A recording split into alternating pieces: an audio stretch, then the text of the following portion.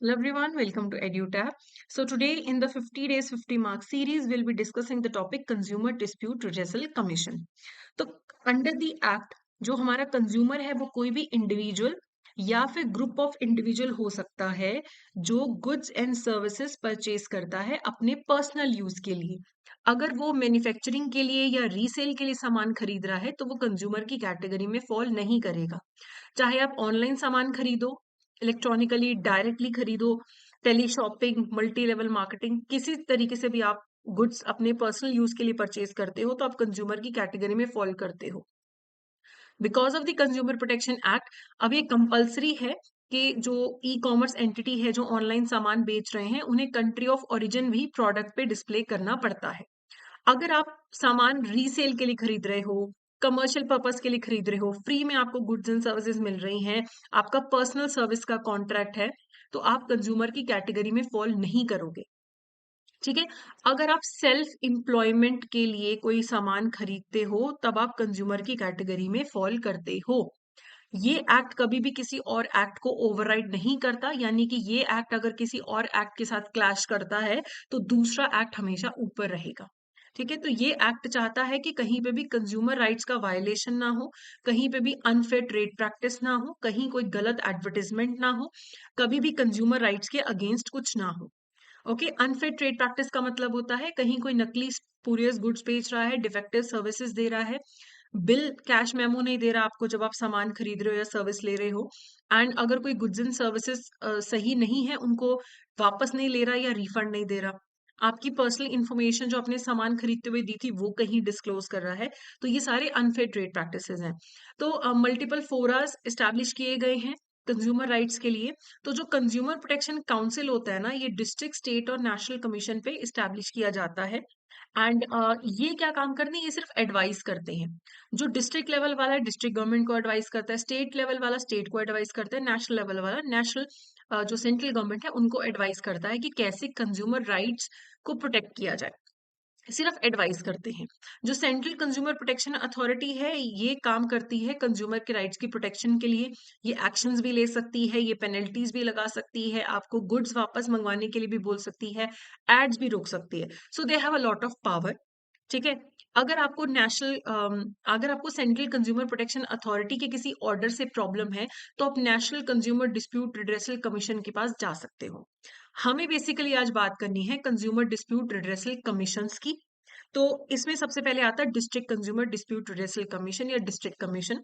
इसे state government establish करती है हर डिस्ट्रिक्ट में।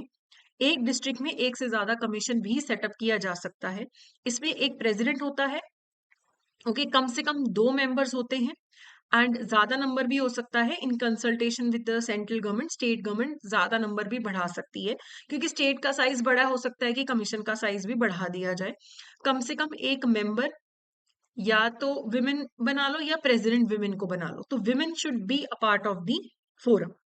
अगर हम इसकी जुरिस्डिक्शन की बात करें तो अगर हम पेक्यूनरी जुरिस्डिक्शन की बात करें, मॉनेटरी जुरिस्डिक्शन की बात करें, तो अगर गुड्स और सर्विसेज की वैल्यू 50 लाख से ज्यादा की नहीं है तो वो केस डिस्ट्रिक्ट कमीशन के पास जाता है। एंड ये तो उसकी होगी पेक्यूनरी मॉनेटरी जुरिस्डिक्शन। अगर हम एरिया वाइज बात करें तो देखो, अगर मुझे हेवल्स के अगेंस्ट कंप्लेंट करनी है कोई गुड्स की तो जहां मैं रहती हूँ वहां का फोरम में भी जा सकती हूँ। जहाँ पे हेवल्स का ऑफिस है, जहां से मैंने सामान खरीदा है, वहां पे भी मैं जाके कंप्लेंट कर सकती हूँ। ठीक है। जहां पे ऑपोजिशन पार्टी रह रही है, उनका कोई ब्रांच ऑफिस है जहां वो पर्सनल वर्क के लिए रहते हैं, तो वहां वाले डिस्ट्रिक्ट कमीशन में मैं कंप्लेंट कर सकती हूँ। स्टेट अगर कंज्यूमर डिस्प्यूट रिड्रेसल कमीशन की बात करें तो ये इन्हें स्टेट गवर्नमेंट एस्टैब्लिश करती है। कैपिटल में ये फंक्शन करते हैं और जो कॉम्पोजिशन है उसमें प्रेसिडेंट होते हैं, कम से कम 4 मेंबर्स, ज्यादा मेंबर्स भी हो सकते हैं, सेंट्रल गवर्नमेंट से कंसल्टेशन के बाद डिसाइड किया जा सकता है। कम से कम एक मेंबर या प्रेसिडेंट का विमेन होना जरूरी है। इनके पास वो केसेस जाते हैं जहां पे गुड्स और सर्विसेज की वैल्यू जो है वो 50 लाख से लेके 2 करोड़ तक की है। ठीक है। ओके। जहां पे जो गुड्स एंड सर्विसेज की वैल्यू 50 लाख से ज्यादा है, 2 करोड़ से कम है, तो वहां पे ये स्टेट कंज्यूमर डिस्प्यूट रिड्रेसल के केसेस जाते हैं। एंड अपील अगर आप करना चाहो डिस्ट्रिक्ट कमीशन के ऑर्डर के अगेंस्ट, तो स्टेट कमीशन के पास आप जा सकते हो। इवन ये डिस्ट्रिक्ट कमीशन से रिकॉर्ड्स मंगवा सकते हैं, अप्रोप्रिएट ऑर्डर्स पास कर सकते हैं। अगर इनको लगता है कि डिस्ट्रिक्ट कमीशन सही से काम नहीं कर रहा, अपनी जुरिडिक्शन में काम नहीं कर रहा, इलीगली इरेगुलरिटी से काम कर रहा है, तो ये उनके जो केसेस हैं उनके रिकॉर्ड्स मंगवा सकता है, ऑर्डर्स पास कर सकता है।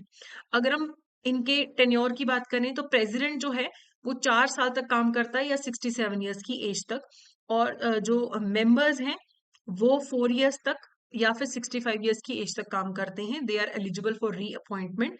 स्टेट गवर्नमेंट जो है वो अपॉइंट करती है डिस्ट्रिक्ट और स्टेट के मेंबर्स को, प्रेसिडेंट को, लेकिन एक कमेटी की रिकमेंडेशन पे। तो जो स्टेट कमीशन है, डिस्ट्रिक्ट कमीशन है, उसमें कौन होगा, उसके लिए सिलेक्शन कमेटी बैठती है जिसमें chief justice of high court होते हैं एज अ चेयरपर्सन। जो secretary in-charge of consumer affairs है स्टेट गवर्नमेंट में वो, और चीफ सेक्रेटरी जो स्टेट के होते हैं वो किसी को नॉमिनेट करते हैं। तो ये मिलके नाम रेकमेंड करती हैं स्टेट गवर्नमेंट को, स्टेट गवर्नमेंट अपॉइंटमेंट करती है। एंड स्टेट और डिस्ट्रिक्ट लेवल दोनों के कमीशंस में।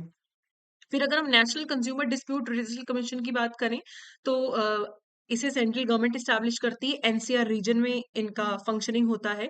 इसमें प्रेसिडेंट होगा, कम से कम 4 मेंबर होंगे, ज्यादा मेंबर्स भी हो सकते हैं। कम से कम एक मेंबर का या प्रेसिडेंट का महिला होना जरूरी है। ज्यादातर जो रिटायर्ड या सिटिंग जज होते हैं ना सुप्रीम कोर्ट के, वही इसमें चेयरपर्सन बनते हैं। तो 5 साल तक का इनका सबका टेन्योर होता है। प्रेसिडेंट 70 साल की उम्र तक काम कर सकते हैं, मेंबर 67 की एज तक काम कर सकते हैं। अगर आपको नेशनल कंज्यूमर डिस्प्यूट रिड्रेसल के कमीशन के अगेंस्ट जाना है, ऑर्डर के अगेंस्ट अपील करना है, तो सुप्रीम कोर्ट में कर सकते हैं with in 30 days. Limitation period होता है 2 ईयर्स का। तो इनके पास केसेस आते हैं जहां पे वैल्यू 2 करोड़ से ज्यादा की है गुड्स एंड सर्विसेज की, तो नेशनल कमीशन के पास केस जाएगा।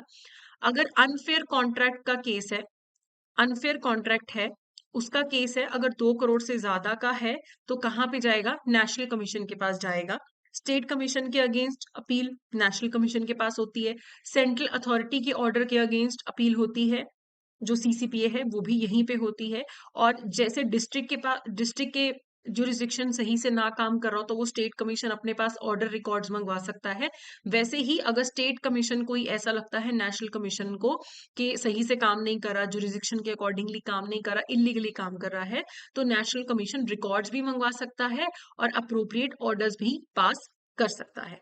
ठीक है। तो अगर हम कंप्लेंट करने की बात करें, चाहे नेशनल, स्टेट या डिस्ट्रिक्ट कमीशन हो, तो कंज्यूमर खुद कंप्लेंट कर सकता है, कोई कंज्यूमर एसोसिएशन भी कंप्लेंट कर सकती है, एक या एक से ज्यादा कंज्यूमर्स मिलके भी कंप्लेंट कर सकते हैं अगर डिस्ट्रिक्ट, स्टेट या नेशनल कमीशन अलाउ करे। इवन सेंट्रल गवर्नमेंट, सीसीपीए जो सेंट्रल अथॉरिटी है, या स्टेट गवर्नमेंट, ये भी एज अ कंप्लेनेंट जा सकते हैं। ठीक है। माइनर के केस में उसके लीगल गार्डियंस कंप्लेंट कर सकते हैं। अगर कंज्यूमर की डेथ हो चुकी है, तो उसके लीगल रिप्रेजेंटेटिव्स या एयर्स भी कंप्लेंट कर सकते हैं। ठीक है। तो अगर हम डिस्ट्रिक्ट कमीशन की प्रोसीडिंग्स की बात करें, तो जब कंडक्ट होगी कोई प्रोसीडिंग्स, तो प्रेसिडेंट का और कम से कम एक मेंबर का होना जरूरी है। ठीक है। तो जो भी कंप्लेंट डिस्ट्रिक्ट कमीशन के पास आती है, उन्हें एडमिट करना है या रिजेक्ट करना है, और दोनों पार्टीज को अपना पक्ष रखने का मौका देना है। अगर 21 डेज तक कोई भी डिस्ट्रिक्ट कमीशन की तरफ से आपको नोटिफिकेशन नहीं आया, तो मान लिया जाता है कि आपकी कंप्लेंट को एक्सेप्ट कर लिया गया है, एडमिट कर लिया गया है। ओके। तो यहाँ पे एक और चीज सामने आती है कि अगर पहले स्टेज पे, पहले हियरिंग में कभी भी डिस्ट्रिक्ट, स्टेट या नेशनल कमीशन को लगता है कि आपके ऑर्डर को मीडिएशन के लिए भेज देना चाहिए, कि आपसी बातचीत करके आप सेटलमेंट कर लो, तो मीडिएशन के लिए भी रेफर किया जा सकता है। लेकिन मीडिएशन में दोनों पार्टीज का ऑर्डर को एक्सेप्ट करना जरूरी है, कि यस मीडिएशन के लिए भेज दो, और दोनों पार्टीज मीडिएशन करके सॉल्व कर सकती हैं। ठीक है। दोनों पार्टीज को पूछा जाता है कि मीडिएशन के लिए भेज दें, तो वो अपना रिटर्न कंसेंट दे देते हैं 5 दिन में। ठीक है। और उसके 5 दिन में फिर मीडिएशन के लिए केस को भेज दिया जाता है। अगर मीडिएशन में भी सोल्यूशन ना हो सके, तो फिर केस वापस से डिस्ट्रिक्ट कमीशन के पास आ जाता है। ठीक है। अब डिस्ट्रिक्ट कमीशन को ऑर्डर अगर पास करना है, तो वो अगर कोई डिफेक्ट निकलता है प्रोडक्ट में, तो डिफेक्ट रिमूव करने के लिए बोल सकते हैं पार्टी को, रिप्लेस करने के लिए बोल सकते हैं प्रोडक्ट, प्राइस रिटर्न करने के लिए बोल सकते हैं। ये भी बोला जा सकता है कि इन गुड्स को अब आप ऑर्डर, आप आगे ऑफर नहीं करोगे, ये अनसेफ गुड्स हैं। कोई अनफेयर ट्रेड प्रैक्टिस है उसे डिसकंटिन्यू करने के लिए बोला जा सकता है कि तुम ये काम नहीं करोगे अब। कोई लॉस या इंजरी हुई है उसकी कंपनसेशन भी देने के लिए बोला जा सकता है। मैन्युफैक्चरिंग रोकने के लिए बोला जा सकता है। और जो भी कंपनसेशन डिस्ट्रिक्ट कमीशन कंज्यूमर को दिलवाता है वो प्राइस का कम से कम 25% होना चाहिए, कि 1 लाख की चीज है तो कम से कम 25,000 का कंपनसेशन होना चाहिए। डिस्ट्रिक्ट कमीशन चाहे तो अपने ही ऑर्डर को 30 डेज के अंदर अंदर रिव्यू कर सकता है। अगर आपको डिस्ट्रिक्ट कमीशन के ऑर्डर से प्रॉब्लम है तो 45 डेज के अंदर अंदर आप स्टेट कमीशन में अपील कर सकते हो। ठीक है। अगर आपको 45 डेज से ज्यादा का समय लग गया लेकिन आपके पास सफिशिएंट कॉज है तो भी आपकी अपील को एक्सेप्ट किया जा सकता है। लेकिन इसमें ऐसा है कि जिस पार्टी को डिस्ट्रिक्ट कमीशन ने बोला कि आप इतना अमाउंट पे करो कंज्यूमर को, वो पार्टी अगर अपील करना चाहती है तो पहले उन्हें 50% अमाउंट पे करना पड़ेगा जो ऑर्डर किया गया है, फिर ही स्टेट कमीशन के पास केस जाएगा। मान लो मेरा हेवल्स का केस चल रहा था, डिस्ट्रिक्ट कमीशन ने बोला कि मेघा को 50,000 पे करो। अब हेवल्स वाले स्टेट कमीशन के पास अपील करना चाहते हैं लेकिन अपील करने से पहले उन्हें 50% अमाउंट, 50,000 का 50%, 25,000 पहले मुझे देना पड़ेगा, फिर वो फर्दर अपील कर सकते हैं। स्टेट कमीशन के ऑर्डर के अगेंस्ट प्रॉब्लम हो तो नेशनल कमीशन में 30 डेज में अपील कर सकते हो। डिस्ट्रिक्ट टू स्टेट 45 डेज में appeal, state to national 30 days में अपील हो सकती है। सेम अगर स्टेट कमीशन के अगेंस्ट नेशनल कमीशन जाना है तो 50% अमाउंट जो है पहले पे करना पड़ेगा। ठीक है। अगर आप डिस्ट्रिक्ट से स्टेट जाते हो, फिर आप अगर स्टेट से फिर आगे नेशनल जाना चाहते हो सेम केस को लेके, तो कोई सब्सटेंशियल क्वेश्चन ऑफ लॉ होना चाहिए। डिस्ट्रिक्ट टू स्टेट चला गया कोई दिक्कत नहीं है, लेकिन वही केस अगर स्टेट टू नेशनल ले जाना चाहते हो तो कोई सब्सटेंशियल क्वेश्चन ऑफ लॉ होना चाहिए।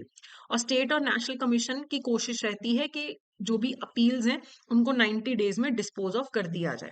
और जो भी स्टेट, नेशनल या डिस्ट्रिक्ट कमीशंस अपना ऑर्डर पास करती हैं वो कोर्ट ऑर्डर के बराबर होता है under the code of civil procedure 1908। अगर आप ऑर्डर नहीं मानते हो, नॉन कंप्लायंस करते हो, तो 1 महीने से लेके 3 साल की सजा और 25,000 से लेके 1 लाख तक का फाइन या दोनों भी हो सकते हैं। लेकिन अगर कोई फ्रिवलस कंप्लेंट करता है कि है कुछ नहीं, कंज्यूमर जानबूझ के जबरदस्ती की कंप्लेंट करता है, तो उसे ऑर्डर किया जा सकता है कि सामने वाली पार्टी को 10,000 रुपीज पे करो। ठीक है। अगर आपका केस कभी मीडिएशन के लिए जाता है तो मीडिएशन में नेचुरल जस्टिस और फेयर प्ले देखा जाता है। ऐसा नहीं कि कोड ऑफ सिविल प्रोसीजर मानना है, इंडियन एविडेंस एक्ट मानना है, ये जरूरी नहीं है। ठीक है। दोनों पार्टीज मीडिएशन में राइटिंग में अग्री करती हैं तभी सेटलमेंट होती है। अगर आप मीडिएशन से मान जाते हो तो फिर आगे कहीं पे भी अपील नहीं होती है। ठीक है। अगर आप मीडिएशन से मान गए तो 7 डेज के अंदर अंदर आपकी रिपोर्ट जो है जाती है डिस्ट्रिक्ट, स्टेट या नेशनल कमीशन के पास जहां का भी केस था, और ऑर्डर पास हो जाता है। लेकिन अगर 3 महीने हो गए मीडिएशन करते हुए, मीडिएशन से इशू नहीं सॉल्व हुआ, तो दोबारा से कमीशन के पास केस चला जाता है। ठीक है। एक कॉन्सेप्ट आता है अनफेयर कॉन्ट्रैक्ट का। अनफेयर कॉन्ट्रैक्ट ऐसा कॉन्ट्रैक्ट होता है जो हेविली वन साइडेड होता है, सिर्फ दुकानदार का इंटरेस्ट सेव हो रहा है, कंज्यूमर को ना नेगोशिएट करने का मौका मिल रहा है या बार्गेन करने का। उससे एक्सेसिव सिक्योरिटी डिपॉजिट मांगा जाए, अर्ली रीपेमेंट करना चाह रहा है उसको करने ना दिया जाए, उस पे बहुत ज्यादा पेनल्टी लगाई जाए, यूनिलेटरली कोई कॉन्ट्रैक्ट टर्मिनेट कर लिया जाए, अनरीजनेबल है मतलब कंज्यूमर के लिए कॉन्ट्रैक्ट। तो ऐसे जो केसेस होते हैं, 2 करोड़ से नीचे का केस स्टेट कमीशन के पास, 2 करोड़ से ऊपर का केस नेशनल कमीशन के पास जाता है। डिस्ट्रिक्ट कमीशन के पास अनफेयर कॉन्ट्रैक्ट के केस नहीं जाते हैं। Okay, so before we start the MCQs I would like to inform you कि हमारा एक सुपर क्रैश कोर्स स्टार्ट हो चुका है। We'll have only 24 classes and we'll be covering whole of your syllabus. You can go check out our website and आपको notes भी मिलेंगे, MCQs भी मिलेंगे, टेस्ट सीरीज भी मिलेगी। सो डू कंसिडर दैट अगर आपको प्रिपरेशन में प्रॉब्लम हो रहा है। Next is MCQ, what is the maximum value of goods and services for which a complaint can be filed with district commission. तो डिस्ट्रिक्ट कमीशन में 50 लाख तक का केस जा सकता है। पहले इसकी जो वैल्यू थी वो आई थिंक 2 करोड़ थी, अब ये रिड्यूस करके 50 लाख कर दी गई कि 50 लाख तक का केस है वो डिस्ट्रिक्ट कमीशन के पास जाएगा। Which of the following is true regarding the composition of District Consumer Dispute Resolution Commission? One president one member नहीं होता, कम से कम 2 मेंबर होने चाहिए। वन मेंबर और the president must be women, ये सही है, एक विमेन का होना जरूरी है। इसे सेंट्रल गवर्नमेंट नहीं स्टेट गवर्नमेंट इस्टेब्लिश करती है, ये गलत है। It functions only in the state Capitals, ऐसा कुछ भी नहीं है। ओके, तो बी यहाँ पे करेक्ट ऑप्शन है। अगला, in which of the following situations can a complaint be instituted in district commission? Where the opposite party resides और कैरी ऑन द बिजनेस, वहां के डिस्ट्रिक्ट कमीशन में जा सकते हो। जहां पे ऑपोजिट पार्टी काम करती है फॉर गेन, वहां पे भी जा सकते हो। So both A and B जो है वहां पे आप जो है कंप्लेंट कर सकते हो। ठीक है, 50 लाख तक का केस होना चाहिए। नेक्स्ट है, what is the time limit to appeal against order of district commission to state. तो डिस्ट्रिक्ट से स्टेट अगर आपको अपील करना है तो आपके पास 45 डेज होते हैं। नेक्स्ट इज, इसका क्वेश्चन का आंसर आप मुझे कमेंट सेक्शन में दीजिएगा कि इसमें से क्या फंक्शन है state consumer dispute redressal commission का। ई कॉमर्स के लाइसेंस इशू करना, 2 करोड़ से ऊपर के वैल्यू के गुड्स एंड सर्विसेज के केस हेयर करना, डिस्ट्रिक्ट कमीशन के ऑर्डर्स के अगेंस्ट अपील हेयर करना, या फिर प्रॉपर्टी डिस्प्यूट्स को लेकर डिग्री पास करना। इसका आंसर आप जरूर मुझे दीजिएगा। तो ये था हमारा आज का सेशन। सो अगर आपको सेशन लगा तो do like and subscribe to our YouTube channel. So that's it for today. Thank you so much.